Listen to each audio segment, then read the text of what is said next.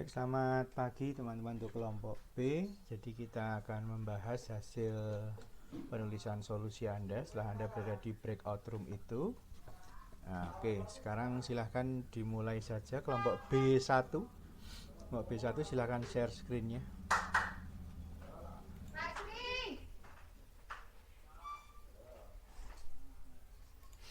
Silahkan share screen-nya untuk kelompok B1.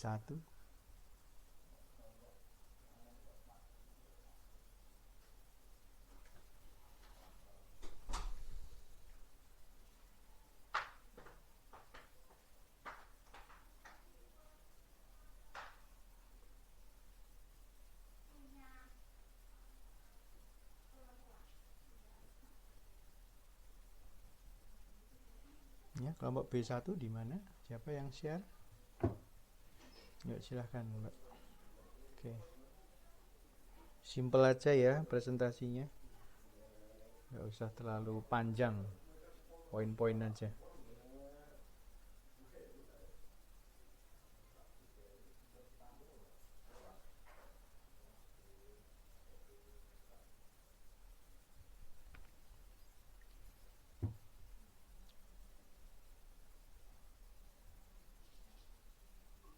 Baik, selamat pagi Pak Yosef dan teman-teman. Jadi untuk hasil penulisan solusi dari kelompok kami, yang pertama bisa tolong scroll ke bawah.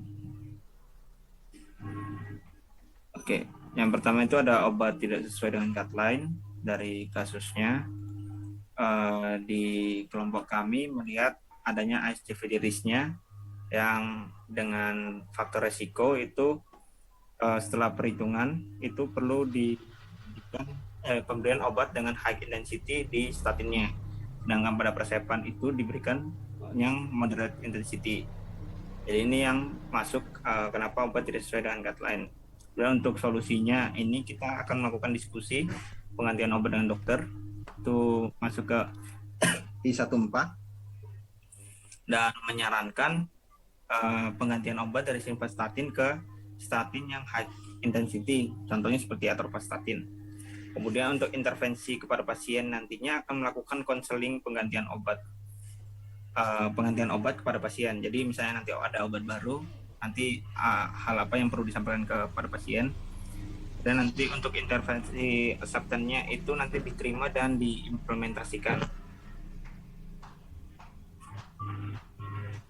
Terus berikutnya itu ada terkait ketidakoptimalan obat, di mana ini penyebabnya itu juga pasien tidak taat dalam konsumsi obat DM-nya, sehingga obat DM kadar gulanya tidak terkontrol. Kemudian diduga juga diduga pasien memiliki pola hidup yang kurang sehat, yang ditandai dari BMI pasien yang melebihi batas normal. Kemudian itu sebagai dua penyebabnya. Kemudian untuk solusinya nantinya akan dilakukan konseling terkait ketaatan terapi pengobatan kepada pasien, itu masuk juga I21. Untuk intervensinya akan memberikan edukasi kepada pasien untuk menurunkan berat badan dan juga memperbaiki pola hidup. Dan intervensi acceptance-nya itu intervensi diterima dan diimplementasikan.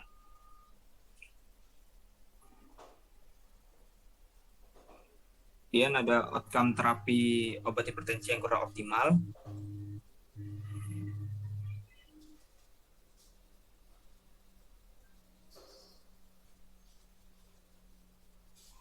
Untuk intervensinya itu nanti akan dilakukan diskusi terkait penambahan obat dengan dokter. Kemudian selain itu intervensi pada pasiennya akan dilakukan konseling kembali kepada pasien terkait penambahan obatnya, dan juga penambahan obat yang disarankan itu nanti obat hipertensi dari golongan CCB. Untuk intervensi substansinya diterima dan diimplementasikan. Dan yang berikutnya terkait masalah masalah ada indikasi tapi belum ada pengobatan.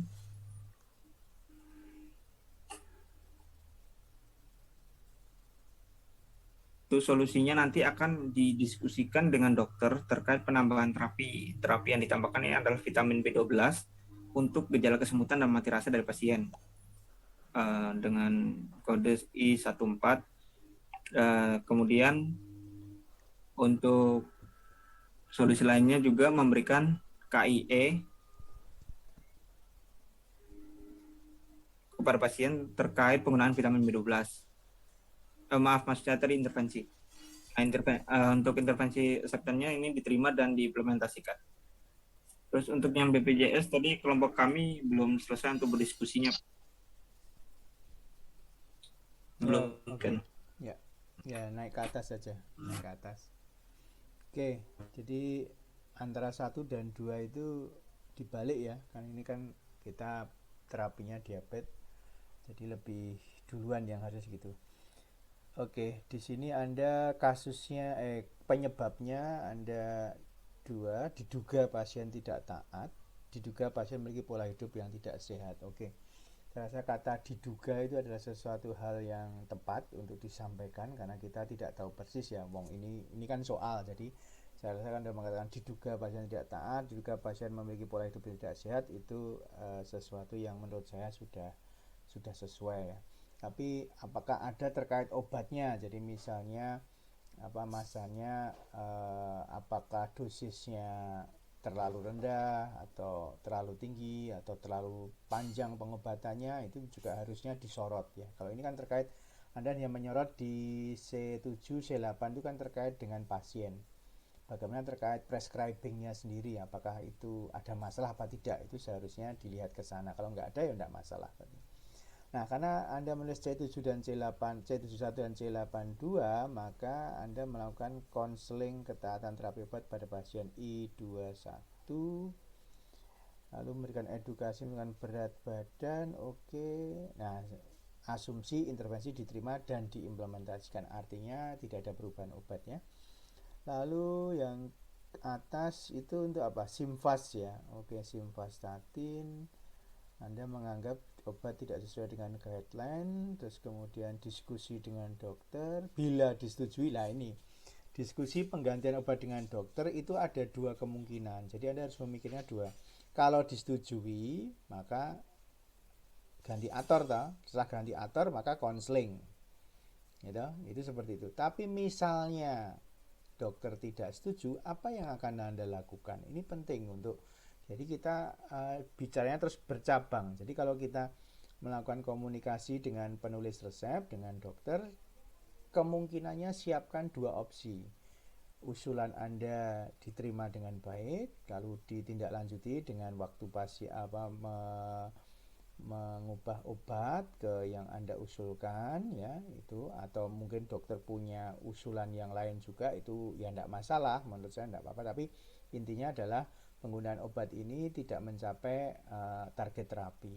Tapi misalnya dokternya tidak setuju, ya berarti Anda harus melakukan apa yang Anda lakukan terkait. Jadi mungkin Anda bicara apa dengan pasiennya dan sebagainya, mungkin terkait dengan non farmakologi paling tepat, plus ditambah dengan gunakan obat ini sesuai dengan anjuran. Tapi mungkin Anda pastikan dia minumnya taat sesuai anjuran, cara minumnya sebelum, sesudah makan dan sebagainya, itu Anda pelajari. Jangan-jangan karena waktu minum yang keliru itu bisa menimbulkan sesuatu yang tidak sesuai untuk target terapinya ya. Itu Anda pikirkan sampai sana ya. Jadi ada if-nya ya, bila setujui dan tidak disetujui.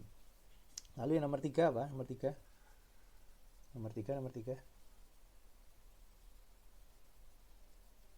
Nomor 3. Nah, ini apa ini? Obat hipertensi.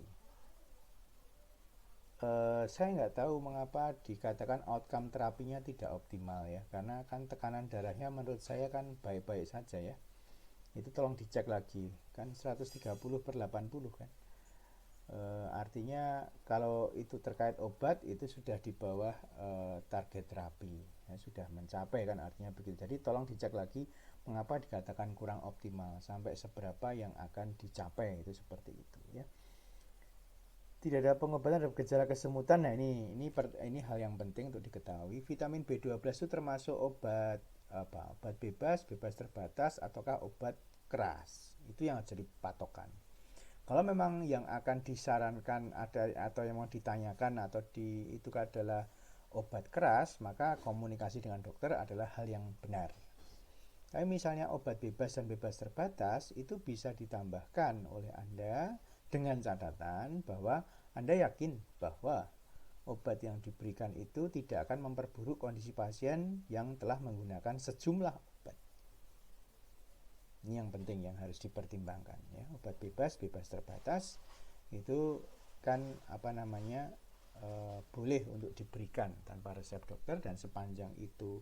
Dan obat bebas, bebas terbatas itu kan obat yang manjur dan aman ya, asal dipakai sesuai anjuran. Itu kan definisinya demikian. Jadi itu yang harus menjadi acuan untuk kita bisa mengganti ke obat bebas atau bebas terbatas atau penambahannya seperti itu.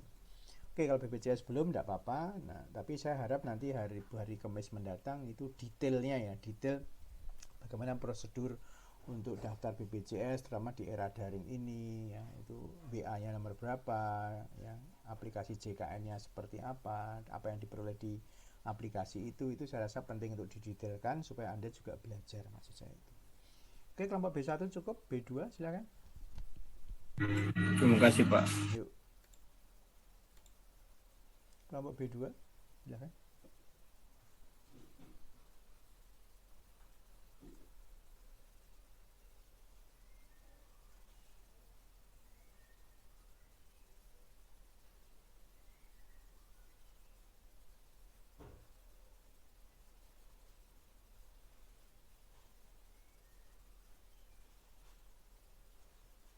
Selamat siang Pak, apakah sudah terlihat? Sampun, ya sudah.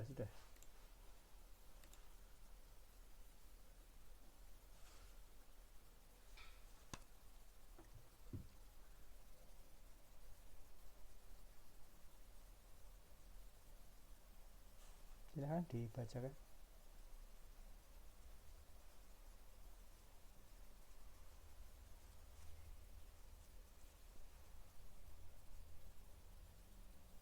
Untuk hasil diskusi dari kelompok kami, yang pertama itu efektivitas terapi. Nah, di sini penggunaan obat kombinasi Diabek Forte dan penggunaan Diamikron MR 60 mg. Pemilihan kombinasi dua obat ini belum mampu mengontrol tekanan darah pasien. Jadi kami memilih C1.4. Kemudian, pasien diperkirakan tidak patuh dalam mengkonsumsi obat. Ini obat DM apa obat tensi ya? Ini obat DM apa obat tensi ya? Ini obat tensi gula, Pak. Oh lah iya, Diabetes. itu kok belum mampu mengontrol tekanan darah.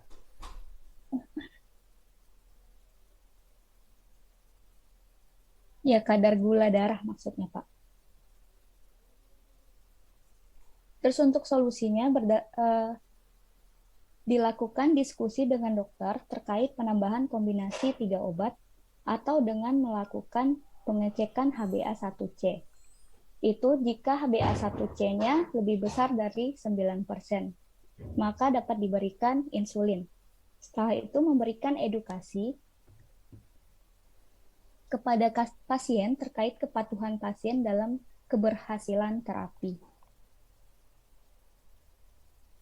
Untuk penggunaan obat simvastatinnya, untuk kolesterolnya, di sini penyebab yang pertama itu kami memilih C1.1.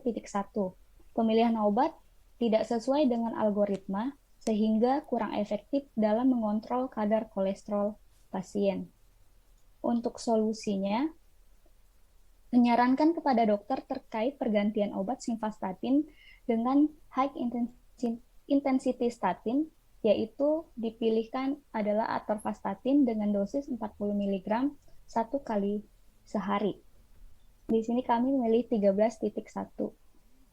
Yang kedua, melakukan konseling kepada pasien terkait pergantian obat. 12.1.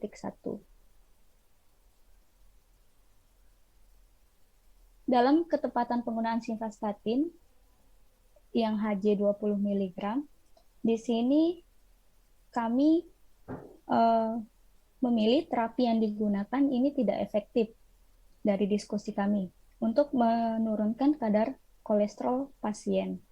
Disarankan untuk pemilihan terapi golongan statin yang dosisnya lebih tinggi atau high intensity statin.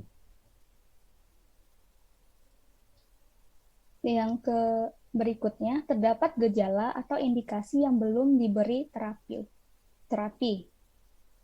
Belum ada obat untuk gejala kesemutan dan mati rasa di daerah tangan dan kaki yang dialami pasien. Tidak ada pengobatan meskipun terdapat indikasi. Di sini kami memilihkan C1.6. Untuk penggunaan metformin jangka panjang dapat menyebabkan gangguan saraf, neuropati dengan gejala kesemutan.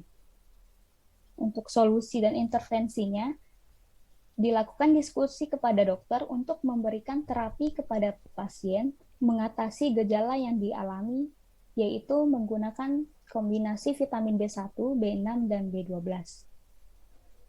Untuk keamanan terapi, kejadian obat yang merugikan. Itu kami memilih P2.1. Untuk penggunaan metformin dan ramipril dapat meningkatkan risiko hipoglikemia, sehingga menyebabkan terjadinya interaksi dalam penggunaan metformin dan ramipril secara bersamaan. Untuk solusinya, kami melakukan diskusi dengan dokter terkait penggunaan obat metformin dan ramipril. Penggunaan metformin jangka panjang dapat menyebabkan gangguan kognitif, masalah saraf, neuropati dengan gejala kesemutan dan anemia. Ini kami masih belum mengerjakannya, Pak. Ini masih terlambat. Terus, nggak apa-apa, lanjut. Nah, itu kejadian yang tidak diinginkan terkait obat. Di sini kami memilih P2.1. Terdapat potensi interaksi pada gangguan obat, aspilet dan kardase. Pemberian bersamaan dapat menyebabkan penurunan fungsi ginjal yang signifikan.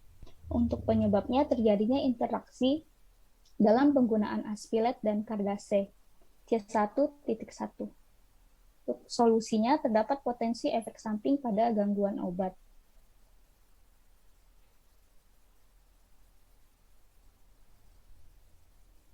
Yang lain-lain, untuk keluhan pasien masalah yang tidak jelas, di sini penggunaan obat golongan sulfonylurea memiliki potensi efek samping berupa peningkatan berat badan, sehingga solusi yang kami berikan, berat badan pasien yang berlebihan kemungkinan dapat mempengaruhi terapi diabetes dan hipertensi, yang dapat menyebabkan depresi pasca stroke, dapat mempengaruhi atau meningkatkan nafsu makan, C1.8.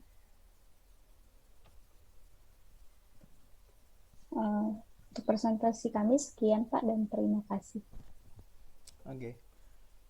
Naik ke atas.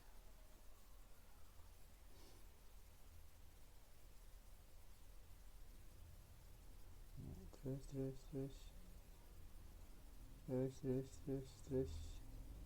lagi. Oke. Saya tidak akan komentar hal yang sama ya. Jadi kalau hal yang sama saya tidak akan komentar. Oke. Anda mengambil C1 dan C7 sebagai penyebab dari sisi prescribing dan dari sisi pasien. Oke. Terus ke bawahnya.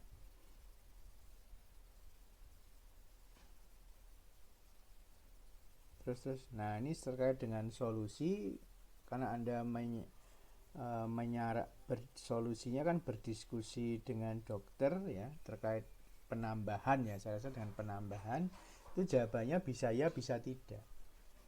Ya, bisa ya, bisa tidak. Jadi kalau ya, apa yang harus dilakukan lanjutannya. Kalau tidak, apa yang dilakukan ini nanti harus jelas ya. Jawaban ini harus menjadi jelas. Terus kemudian tidak perlu dengan atau ya, atau misalnya solusi dengan melakukan pengecekan HbA1c jika 9% maka dapat diberikan insulin.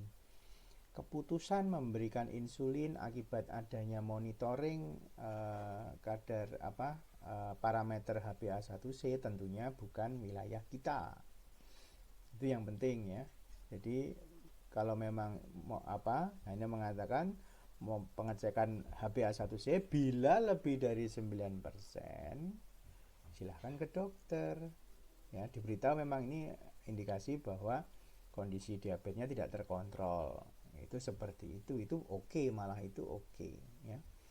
Makanya sebelumnya harus dipastikan dia tidak patuh. Kenapa nggak patuh dan sebagainya, itu yang harus digali, itu seperti itu. Jadi juga bisa solusinya adalah konseling terkait masalah ketidakpatuhan. Kalau Anda menduganya penyebabnya adalah ketidakpatuhan, konseling terkait ketidakpatuhan dulu. Setelah Anda tahu sebabnya apa, baru mungkin dipikirkan apakah ini perlu saya diskusikan dengan dokter lah. Itu kan alur solusi yang bagus, ya.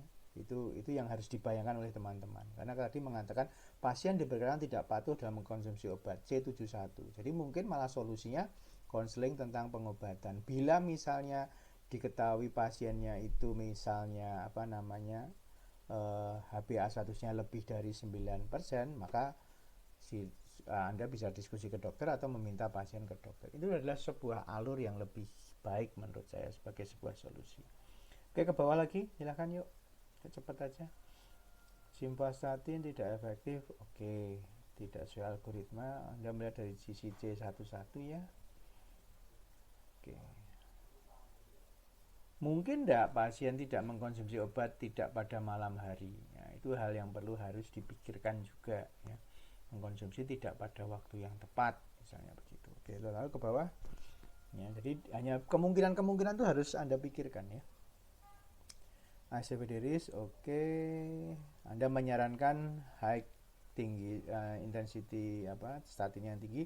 Sebutkan aja Anda inginnya apa gitu ya. Misalnya Anda pengen ganti Ator 40, dosis regimennya berapa. Nah, biasakan jangan hanya mengatakan ganti dengan high intensity. Dalam kurung aja contoh, artinya contoh tuh mungkin tuh usulan Anda begitu, ya. Lalu bawah lagi untuk terapi kesemutan apa? Terus oke, jadi sama ya masukannya untuk yang tadi. Terus yang ke bawah, keamanan terapi.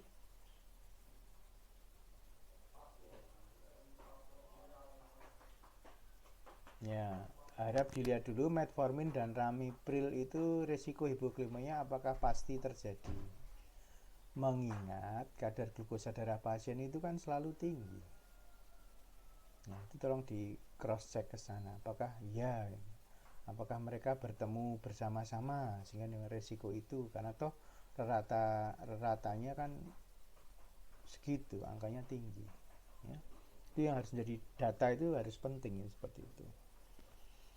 Terus ke bawah lagi, ya, potensi interaksi, ya, penurunan fungsi ginjal, mikroalbuminemianya berapa, bukankah itu negatif kan?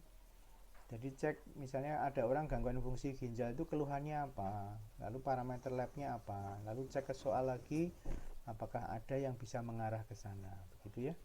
Lalu ke bawah lagi, ada dua kemungkinan masalah berat badan. Apakah karena penggunaan golongan sulfonilurea ataukah memang sejak awal terapi pasiennya memang berat badannya sudah tinggi. Tolong dicek lagi ya. Tolong dicek lagi itu. Apakah kondisinya mana? Sejak awal sudah gemuk atau gemuk karena minum SU. Ya. Oke, ke bawah lagi. Ini beda sama soal yang lalu loh ya. Ini jelas berbeda. Oke, ada cukup ya, kelompok B2 cukup. B3 silahkan.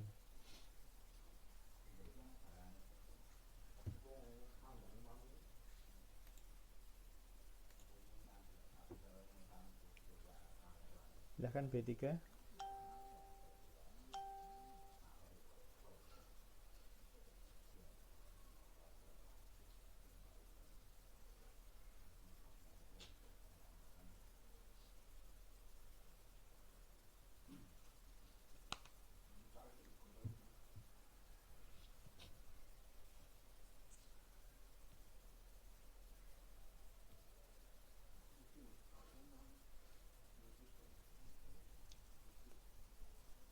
Baik Pak, kalau dari kelompok B3, untuk problem yang pertama mengenai penggunaan obat anti diabetes kombinasi diabetes forte dan diamikron MR yang tidak efektif untuk menurunkan glukosa darah ditandai dengan kadar glukosa darah rata bulanannya 200 sampai 230 mg per desiliter, kami menemukan penyebabnya antara lain ada C3.1 di mana dosis penggunaan obat kombinasi anti-diabetes ini diduga terlalu rendah bagi pasien dengan BMI 29,4.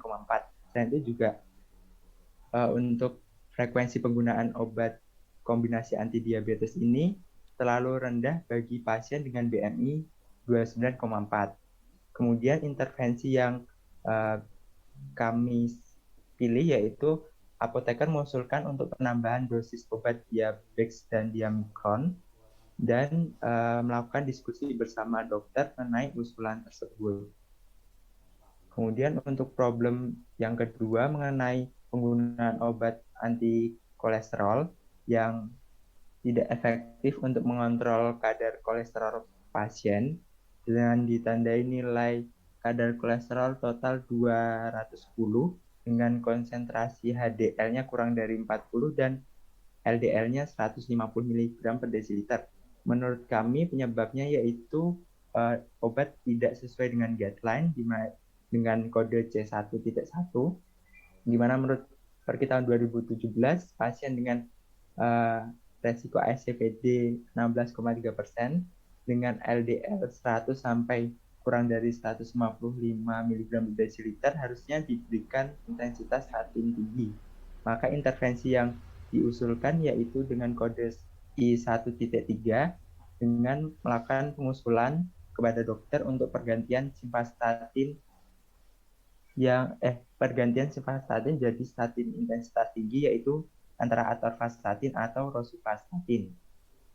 Kemudian untuk problem yang selanjutnya mengenai belum adanya obat untuk mengatasi keluhan pasien yang mengalami kesemutan dan mati rasa di daerah tangan dan kaki, kami menemukan untuk penyebabnya dengan kode C1.6 di mana obat kesemutan ini belum ada di resep, maka intervensi yang kami sarankan yaitu mengusulkan penambahan obat untuk mengatasi keluhan pasien dengan kode I1.3 dan berdiskusi bersama dokter mengenai penambahan terapi vitamin B12 dengan kode I1.4.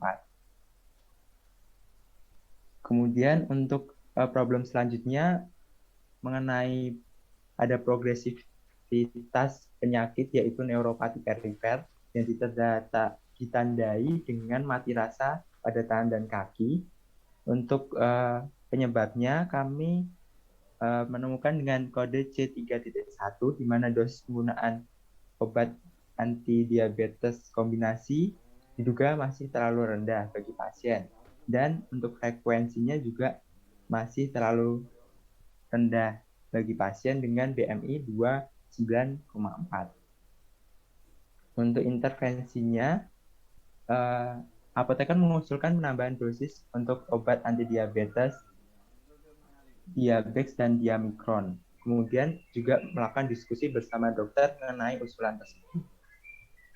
Kemudian untuk problem selanjutnya, di mana penggunaan Cardace yang mengandung ramipril dengan Diabex forte secara bersamaan memiliki potensi menyebabkan hipoglikemia.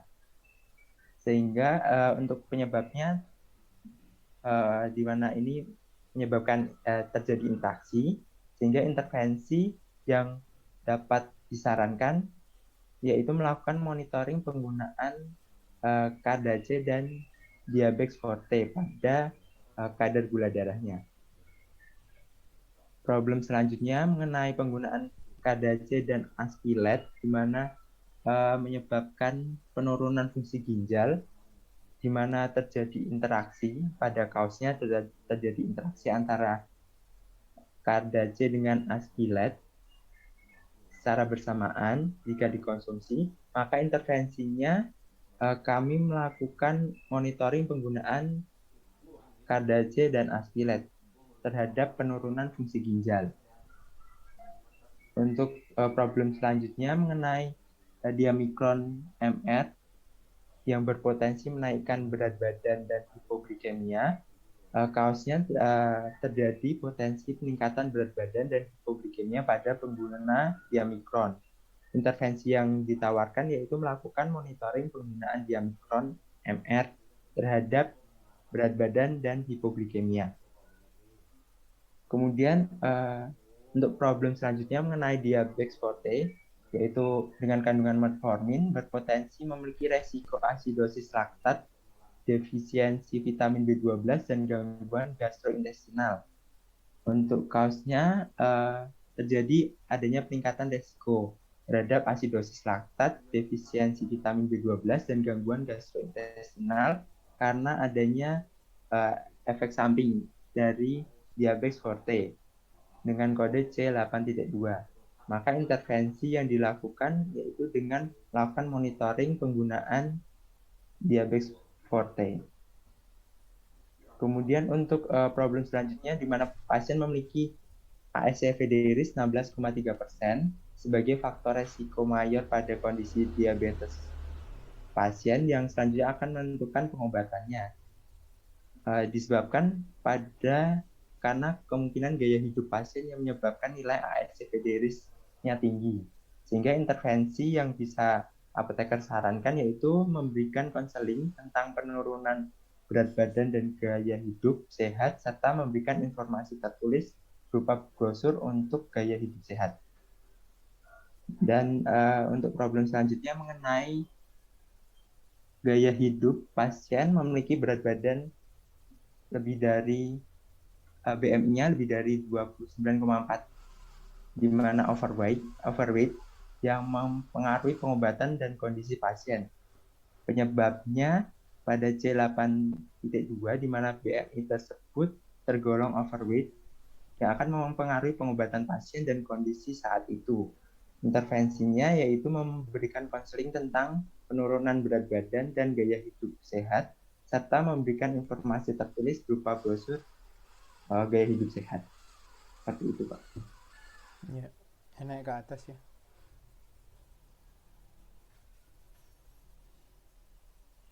Saya beri komentar yang ke bawah.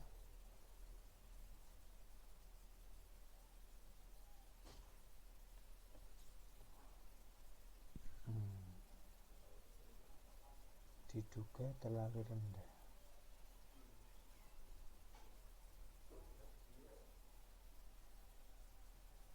Diduga terlalu rendah, kok mengusulkannya kok penambahan obat ya. Ini hanya dipikir lagi ya. Diduga terlalu rendah. Yang diabetes tadi ya, diduga terlalu rendah, kok mengusulkannya kok nambah obat ya. Ini anu aja di pengalihan dosis apa? Oh, nambah dosis ya. Oke, nambah dosis ya. Kalau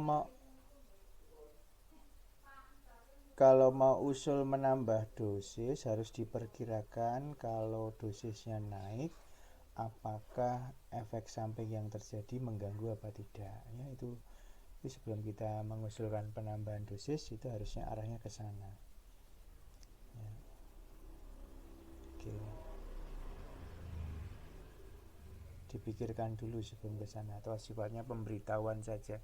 Kita di level komunitas ya mungkin tidak seberat yang ada di rumah sakit. Oke, langsung ke bawah lagi.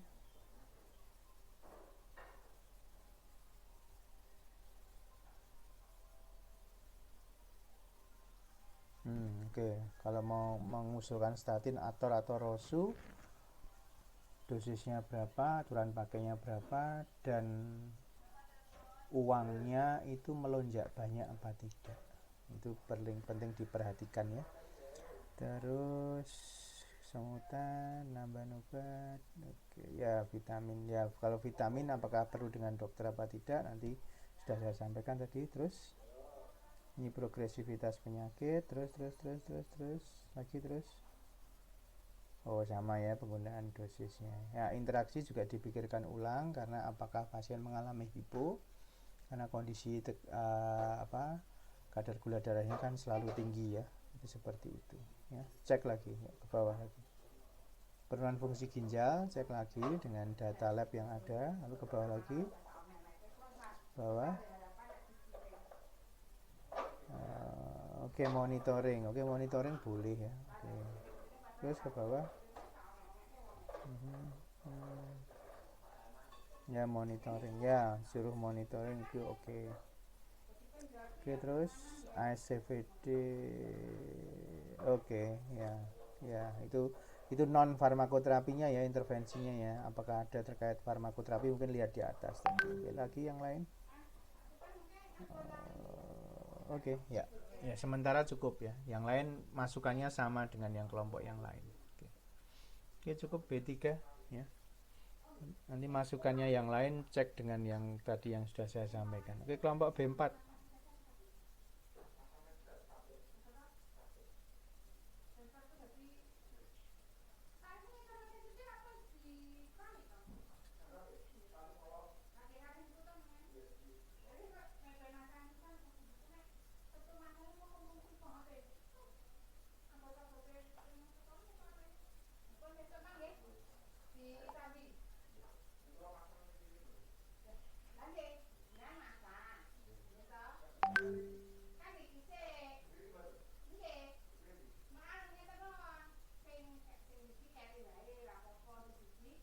Ya silahkan, presentasinya ringkes saja ya, waktunya sudah mau selesai. Baik Pak, itu Kak tolong turun ke bawah. Ya, lagi-lagi. Yang pertama itu kalau untuk yang kausnya itu yaitu tentang yang pemilihan obat yang tidak sesuai, di mana pemilihan obat diabetes ini diberikan kepada pasien belum sesuai karena dengan kondisi BMI pasien, dan juga dia mikron ini dapat berpotensi menaikkan berat badan sehingga memungkinkan pasien menjadi obesitas, di mana kondisi obesitas ini dapat memperburuk kondisi pasien sehingga kombinasi dua obat ini belum dapat mengontrol gula darah pasien. Kak turun lagi. Kemudian selanjutnya itu untuk yang intervensinya itu diusulkan kepada penulis resep untuk melakukan penggantian obat. Namun sebelumnya itu pasien disarankan terlebih dahulu untuk melakukan pemeriksaan nilai HbA1c.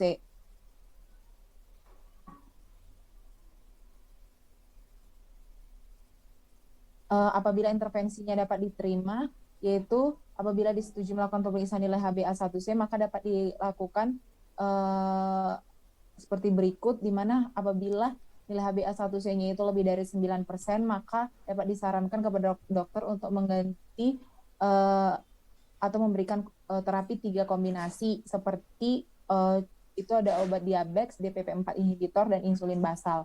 Kemudian untuk yang apabila nilai HbA1c-nya kurang dari 9%, maka tetap dapat diberikan 2 terapi kombinasi, yaitu dengan menggunakan diabetes atau metformin, dan juga mengganti diamikronnya itu dengan obat anti hiperglikemik oral lainnya seperti akarbose. Kemudian selanjutnya yang A2.3, intervensi ditolak dengan alasan lain, ini apabila tidak dilakukan pemeriksaan HbA1c. Selanjutnya itu ada C7.1, diduga pasien tidak patuh dalam mengkonsumsi obat DM. Untuk intervensinya itu ada I2.1, konseling terkait ketaatan pengobatan pasien. Selanjutnya itu ada A1.1, intervensi diterima dan diimplementasikan. Next. Selanjutnya yang C8.2, diduga pasien pola hidupnya tidak baik. Untuk intervensinya I4.1, memberikan edukasi kepada pasien untuk memperbaiki pola hidup dan menurunkan tekanan darah. Dan menurunkan berat badan maksudnya. Selanjutnya ada A1.1, itu intervensi diterima dan diimplementasikan. Selanjutnya itu adalah pemilihan obat yang tidak sesuai, di mana pemilihan obat simvastatin untuk pasien belum sesuai sehingga belum dapat mengontrol kadar kolesterol pasien. Untuk intervensinya I1.3, yaitu diusulkan kepada penulis resep untuk penggantian statin intensitas tinggi, yaitu atorvastatin 40 mg 1 kali sehari. Selanjutnya ada C1.6, tidak ada pengobatan pada indikasi penyakit, yaitu pasien mengalami kesemutan dan mati rasa tetapi belum diberikan terapi untuk mengatasi gejala tersebut. Untuk intervensinya itu dilakukan intervensi diskusi dengan dokter, yaitu untuk mengusulkan obat vitamin B12 untuk mengatasi kesemutan dan mati rasa yang dialami pasien. Kemudian kasus selanjutnya itu ada C8.2, kasus lainnya itu penggunaan aspira dan kardase berpotensi terhadap penurunan fungsi ginjal karena adanya interaksi. Kemudian intervensi lainnya itu melakukan monitoring fungsi ginjal. Kemudian BPJS kami belum sempat menyelesaikan pembahasan, Pak. Oke, yang naik ke atas.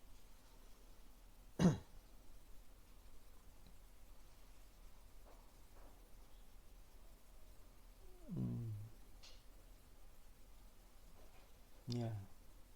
Oke, lanjut ke bawah. Nah, ini yang intervensi diterima ini ya.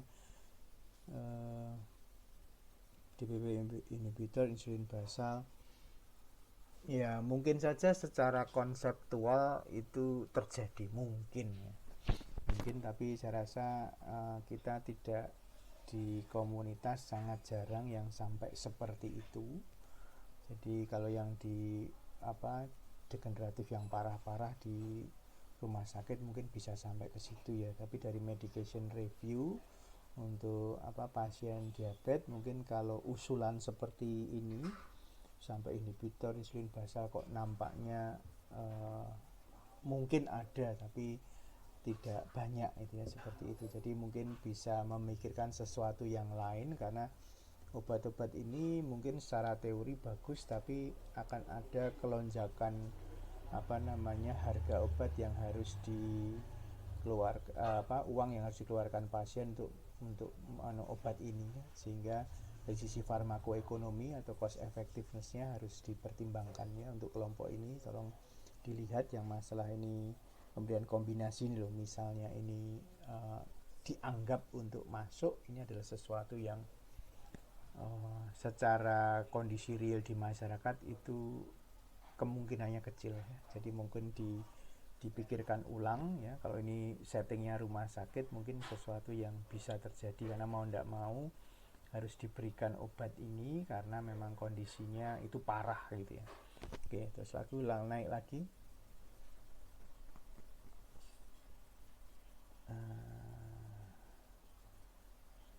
Ini berbagai macam ya. Oke, ya sudah. Terus lagi. Kemudian obat tidak sesuai itu yang mana ini? Simfas ya. Oke, Ator. Oke, tidak pengobatan indikasi penyakit. Oke, terus intervensi didiskusikan ya. Vitamin tadi sama, masukkan untuk teman-teman ini. Vitamin apakah perlu diskusi langsung? Terus lagi bawahnya. Ya, ini berpotensi ya. Kata berpotensi berarti belum selalu, tapi harus dipikirkan itu seperti itu. Tapi cek lagi dengan kadar data laboratorium yang ada ya, itu seperti itu ya. Monitoring fungsi ginjal ya, itu kalau itu terjadi ya, kasus lain. BPJS belum, oke, tidak apa-apa. Lanjut untuk kelompok B terakhir ya, B5 ya, silakan.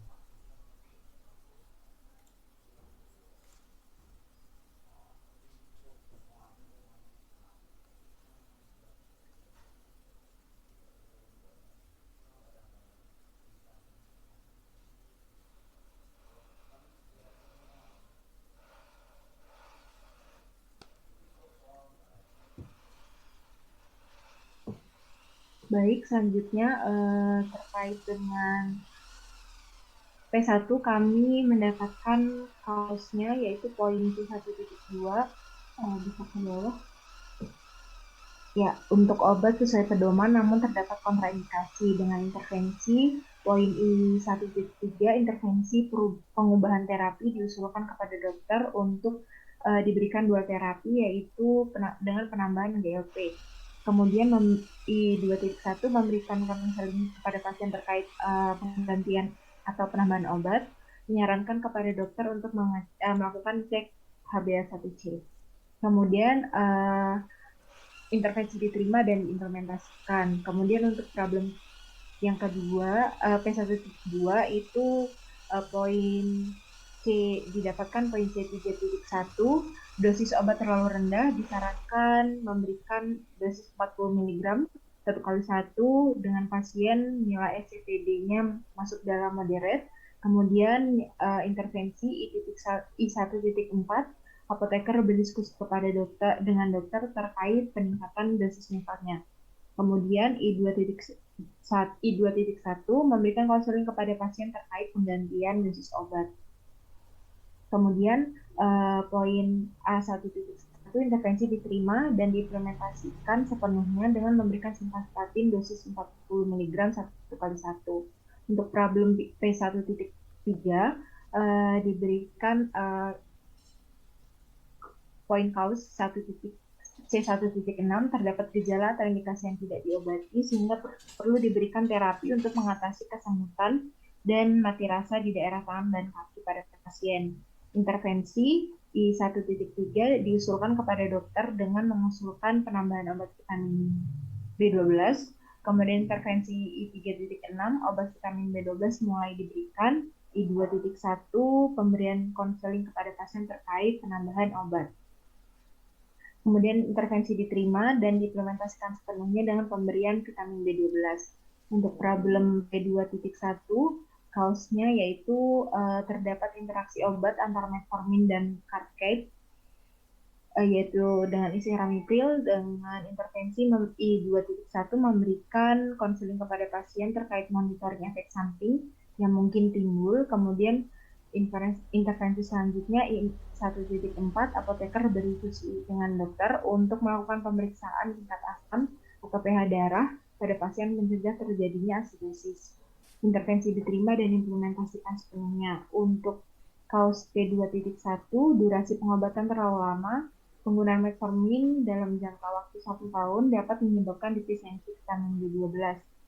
Kemudian untuk kaus 8.2, efek samping obat metformin dengan intervensi diusulkan ke dokter dengan mengusulkan penambahan obat vitamin B12. Kemudian intervensi diterima dan diimplementasikan sepenuhnya dengan pemberian obat vitamin B12. Untuk kaus P2.1, kausnya itu obat sesuai pedoman namun terdapat kontraindikasi pada pasien overweight. Kaus 8.2, efek samping obat sulfonylurea dengan intervensi diberikan insulan kepada dokter terkait dengan kontraindikasi mengganti golongan SU dengan GLP-1RA. Kemudian intervensi 4.2, efek samping dilaporkan pada pihak yang berwenang. Untuk kaus P3.3, yaitu C8.2, efek samping obat sulfonylurea dengan intervensi 4.2, efek samping dilaporkan kepada pihak berwenang. Kemudian I1.4, apoteker berdiskusi dengan dokter terkait dengan terapi yang diberikan, kemungkinan adanya efek samping yang terjadi.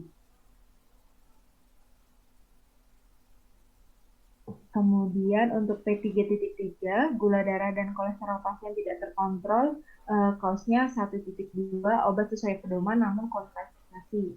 Untuk kaus 3.1, dosis obat terlalu rendah, disarankan penambahan dosis dengan dosis 40 mg 1 kali 1. Intervensi I1.4, apoteker berdiskusi dengan dokter terkait peningkatan dosis limfa. Kemudian I1.3, intervensi mengubah terapi yang diusulkan kepada dokter. Kemudian intervensi diterima dan implementasikan sepenuhnya. Untuk yang BPJS masih belum kami diskusikan, Pak. Oke, lihat ke atas Mbak Clara. Nah, terus ya. Ini kurang efektif. Oh, namun terdapat kontraindikasi. Kontraindikasi sama apa? Apa nih maksudnya? Obat sesuai pedoman, namun terdapat kontraindikasi. Jadi kalau menurut diskusi kami kemarin, Pak, pasiennya ini dari awal sudah memiliki berat badan berlebih seperti itu, Pak. Jadi obatnya sudah sesuai, namun terdapat kontraindikasi pada pasien karena pasien ini sudah memiliki berat badan berlebih. Sulfonylurea itu kontraindikasinya berat badan tinggi, boh? Iya. Kontraindikasi apa efek samping?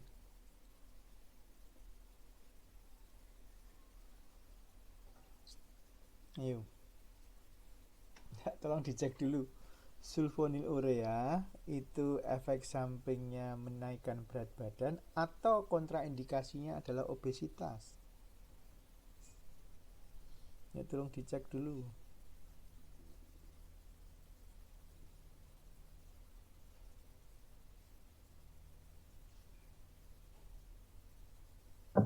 ESO-nya Pak, samping obatnya. ESO-nya kan? Iya. Ya, ESO kan bukan berarti kontraindikasi. Efek samping obat itu artinya obat digunakan dalam dosis terapi namun berpotensi meningkatkan berat badan. Ya, itu seperti itu. Tapi bukan, kalau kontraindikasi itu obat itu tidak boleh diberikan kalau kondisi pasien mengalami. Nah, itu kontraindikasi. Beda maknanya.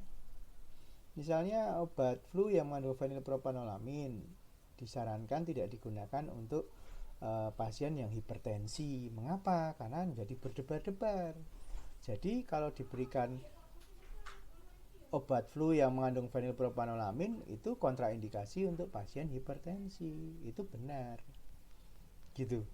Beda ya, jadi beda ya. Bukan berarti karena sulfonylurea menimbulkan ESO kenaikan berat badan lalu itu kontraindikasi untuk pasien yang berat badannya tinggi. Itu beda ya. Maksudnya secara konsep itu berbeda. Kalau Anda mengatakan kontraindikasinya karena berat badannya tinggi, itu sesuatu yang berbeda. Tapi tolong dicek lagi ke literatur Anda, apakah sulfonylurea itu ESO-nya naikkan berat badan atau memang kontraindikasi dengan obesitas. Itu yang perlu dicek aja. Lalu yang bawah,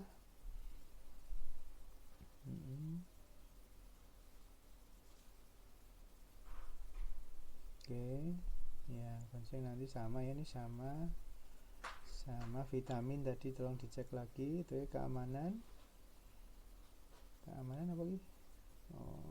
Oke.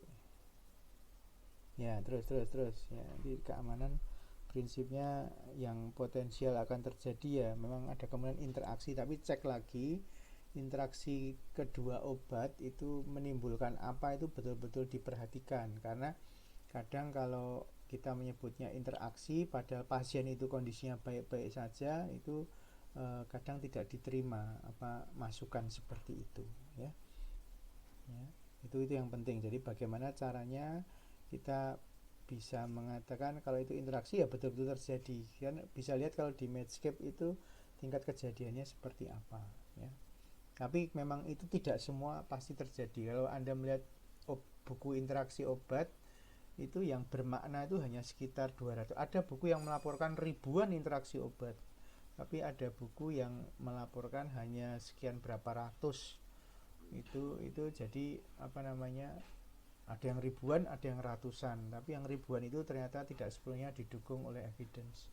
Kalau yang ratusan itu malah didukung oleh evidence. Nah, artinya dengan dua informasi ini aja kita menjadi tahu bahwa untuk menyatakan interaksi harus didukung evidence. Nah, evidence itu yang paling yang sesuai fakta yaitu dilihat kondisi pasiennya. Itu seperti itu. Karena evidence di sebuah negara A bisa jadi berbeda dengan di negara B, itu bisa berbeda. Ini hanya untuk aware untuk kita saja. Terus naik. Itu kenaikan berat badan mungkin ya toh. Bukan intervensi terkait kontraindikasi ya, bukan ya, karena efek samping resiko efek samping sehingga berat badan menjadi lebih naik. Bukan karena kontra. Ini beda ya. Tolong konsepnya ini diperhatikan. Oke, yang ke bawah. Oke, terus ke bawah lagi. Interaksi skala moderate. Oke, ya. Ya, secara umum masukannya berarti sama dengan kelompok yang lain. Oke. Baik, saya rasa cukup untuk kelompok B5. Terima kasih, Pak. Yeah. Baik, terima kasih teman-teman untuk semua informasinya ya. Silahkan untuk diolah lagi dari semua masukan B1 sampai dengan B5. Jadi ditata ulang dan juga dengan konsep yang mungkin ada yang belum pas. Itu tadi semua masukan saya untuk menjadi perhatian semua, sehingga diharapkan nanti bisa menjadi sebuah konklusi untuk PBL 2 ini dengan lebih baik begitu. Saya rasa begitu saja yang ingin